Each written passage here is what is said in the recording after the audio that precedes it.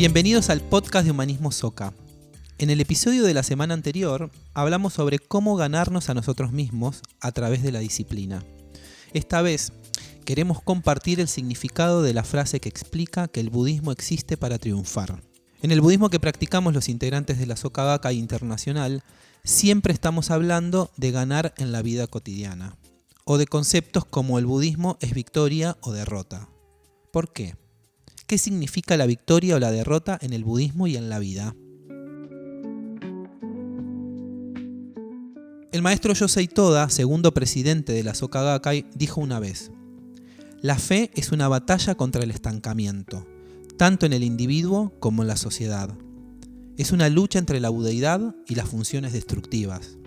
A esto se refiere la frase que dice que el principal interés del budismo es triunfar. La revolución humana de la que habla el budismo implica una lucha constante con nosotros mismos y contra las funciones que buscan obstruir nuestra fe. La idea de que el budismo es la aspiración a triunfar es una invitación a que podamos ganarnos a nosotros mismos y a nuestras tendencias negativas. En la vida hay ocasiones en que uno siente que está estancado o que no puede avanzar. En esos momentos es cuando tenemos que hacer daimoku con una nueva decisión y actuar con firme determinación. De esa manera podemos despejar el camino hacia el avance. La repetición sistemática de este proceso es un aspecto clave de nuestra práctica budista. La victoria queda determinada por la victoria o la derrota en la lucha contra nosotros mismos, contra el estancamiento y contra la negatividad profunda. Si nos quedamos como estamos o nos dejamos vencer pensando que nunca vamos a poder cambiar tal o cual aspecto que nos gustaría que sea distinto en nuestra vida, no vamos a generar nada diferente. En una reunión que mantuvo con los jóvenes, el maestro Ikeda habló de esta frase que tiene su origen en las siguientes palabras de Nichiren Daishonin.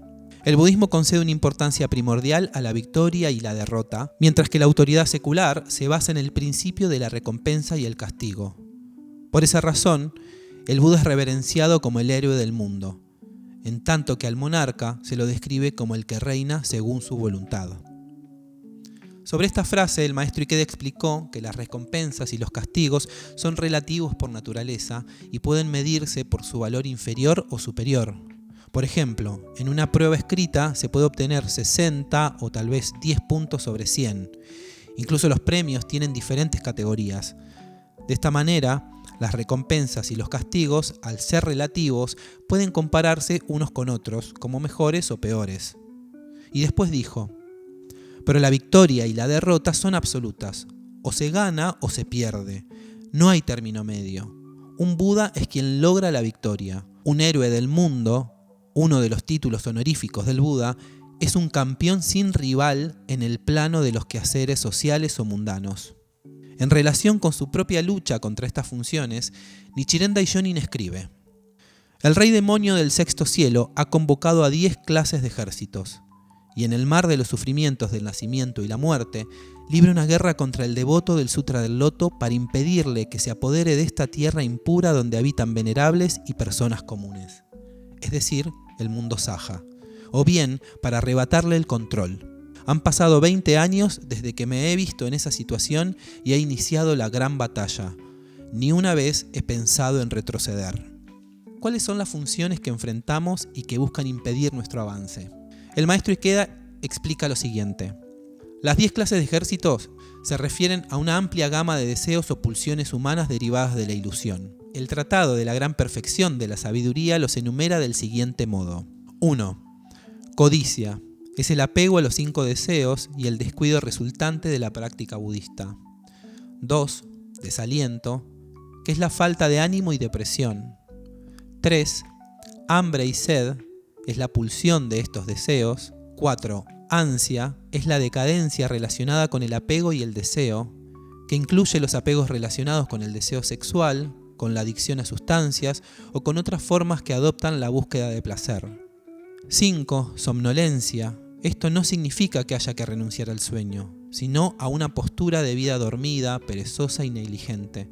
También puede significar la apatía hacia la superación personal o la actitud de salir a flote con el mínimo esfuerzo. 6. Miedo, que es sucumbir a los temores y a la cobardía. 7. Duda y recriminación, que son funciones negativas que tratan de desviar al practicante causando dudas o cuestionamientos con respecto a su camino. 8. Enojo. Son irritaciones o exasperacionnes que perturban la práctica. 9. Fama, fortuna y falsa gloria, que es el apego al reconocimiento social o al provecho material que obstruye el camino hacia el logro de la budeidad. 10. Arrogancia y menosprecio a los demás, que es sobrevalorar la propia persona y despreciar a los semejantes.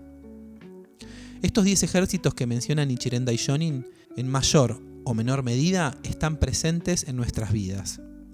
Seguramente podemos reconocerlos al escucharlo y estemos pensando, a mí también me pasa, pero ¿cómo puedo cambiarlo?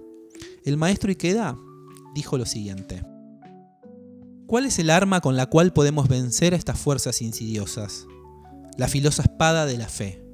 La fe firme es lo que permite reconocer a una persona realmente fuerte.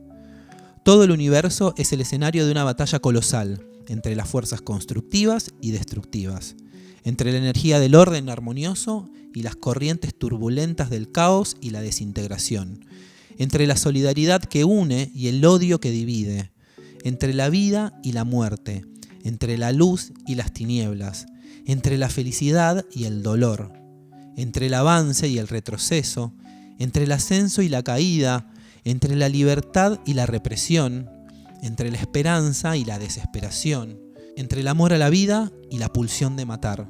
¿Seguimos la ley que nos guía a la felicidad o nos dejamos dominar por las funciones del rey demonio que buscan hundir la vida humana en la desventura? Es fundamental que sigamos la ley que conduce a la felicidad eterna y construyamos un mundo de alegría indestructible y permanente. Esta es nuestra misión como practicantes del budismo de Nichiren. En otro de sus ensayos, el maestro Ikeda se refirió nuevamente a la frase de que el budismo existe para triunfar y explicó que la verdadera victoria consiste en no rendirnos jamás a pesar de las dificultades y sufrimientos que enfrentamos en el día a día. También expresó: la fe no está separada de la vida cotidiana. El ámbito donde se manifiesta el budismo es la sociedad. Siendo así, es inconcebible que la práctica y las enseñanzas budistas no puedan ayudarnos a vencer en nuestra lucha cotidiana en la sociedad o a ser felices. Todos experimentamos problemas, tristezas y sufrimientos. Pero estas aflicciones que derivan de los deseos terrenales son un trampolín que nos permite dar un salto hacia la iluminación. Cuanto más sufrimos, más se eleva nuestro estado de vida. Este es el principio esencial de la ley mística. La ausencia de problemas y de sufrimientos no significa ser feliz. La genuina dicha consiste en no dejarse vencer y saber resistir a todo lo que surja en el camino. Los que experimentan los mayores sufrimientos son los que alcanzan la felicidad más grande. Nunca lo olviden, la dicha es una flor que crece en la tierra de la paciencia tenaz. Ya para finalizar el episodio de hoy, queremos compartirles un breve fragmento del capítulo Los Verdes Campos, del volumen 17 de la novela La Nueva Revolución Humana, donde explica el significado de una carta que fue enviada por el Buda Nichiren a Shijo Kingo, uno de sus principales discípulos, que estaba atravesando muchas dificultades en su relación con su jefe, el señor feudal Ema, y sus compañeros de trabajo. Shinichi citó el pasaje del escrito de Nichiren Daishonin, Las 3 clases de tesoros, que dice: es muy raro nacer como ser humano. El número de seres dotados de vida humana es tan pequeño como la tierra que cabe sobre una uña. La existencia de un ser humano es algo difícil de conservar, así como es difícil mantener el rocío sobre la hierba. Pero es mejor vivir un solo día con honor que 120 años para morir en la deshonra. Luego agregó: este es un fragmento de una carta que el Daishonin le envió a su discípulo Shijo Kingo desde el monte Minobu, en septiembre de 1277. Kingo había intentado persuadir al señor feudal Ema a que abrazara la fe en la enseñanza del Daishonin, pero Ema no respondió favorablemente. Esto, unido a las acusaciones calumniosas contra Kingo por parte de sus colegas, llevó a Ema a amenazar con confiscar las tierras de Kingo a menos que éste abandonara sus convicciones. Pero Kingo se negó a ser derrotado y permaneció fuertemente comprometido con su fe. Más tarde, el señor Ema cayó gravemente enfermo y Kingo, un médico hábil, lo trató. Así recuperó el favor de su señor y pareció que había triunfado sobre la adversidad. Pero su renovado éxito provocó la envidia de sus colegas, quienes trataron de matarlo. De hecho, se encontró entonces en una posición más peligrosa que la anterior. Este fragmento fue el consejo del Daishonin a su discípulo en ese momento. Dice que es muy difícil nacer como ser humano. Las oportunidades son tan pequeñas como la cantidad de tierra que uno puede depositar en una uña. Al mismo tiempo, la existencia humana es tan fugaz como una gota de rocío que pende de una brizna de hierba. También expresa claramente el modo en que debería transcurrir esta existencia excepcional y efímera. Dice que es mejor vivir un solo día con honor que 120 años para morir en la deshonra. ¿Qué significa vivir con honor? En el siguiente fragmento explica: viva de tal forma que la gente de Kamakura lo elogie por la diligencia con que Nakatsukasa Saburo Saemon no Yo presta servicio a su señor, al budismo y a las demás personas. Al decir diligente en el servicio a su señor, el Daishonin subraya la importancia de ser un empleado sobresaliente y un triunfador en el lugar de trabajo. Con diligente en su servicio al budismo quiere decir defender la causa del Kosen Rufu. Y preocupación por las demás personas significa cuidar a los demás y ganar la confianza de las personas en nuestra comunidad y en la sociedad. El budismo se manifiesta en el mundo en que vivimos. Así pues, el triunfo en la fe tiene que manifestarse como victoria en la sociedad.